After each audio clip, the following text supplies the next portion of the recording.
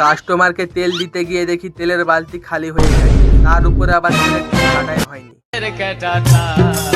Hello বন্ধুরা, তোমরা যারা আমাকে চিনো না, তো আমার নাম অপূর্ব। আমি একজন বেকার ছেলে দোকানদার। আমার কাস্টমারকে দোকানের জিনিসপত্র দেওয়া ছাড়া আর কোনো কাজ নেই। তাই এই চেয়ারটাতে সারাদিন বসে বসে ফোন ঘাঁটি আর কাস্টমার ছাড়ি। তারপর একটা কাস্টমার চলে আসলো, সে আমাকে বলল তেল দিতে। তেল দেওয়ার জন্য বাটিটা কম্পিউটার কাটার উপরে চাপিয়ে মাইনাস করে নিলাম। তারপর দেখি তেলের বালতিটা খালি হয়ে গেছে। কাস্টমার যা তেল নেবে তা প্রায় হয়েই যাবে। তেল ওজন করার পর আরো যা যা নেবে সেগুলো সব দেওয়ার পর এখন আমাকে কাটতে হবে তেলের টিন। টিনটা সামনে করে বের করে নিলাম। প্রথমে ছুরিটা নিয়ে দড়িটা কেটে নিলাম, তারপর ভালো করে পরিষ্কার করে নিলাম যাতে ধুলোবালি না থাকে। ছেনি হাতুড়ি নিয়ে কাটতে শুরু করলাম।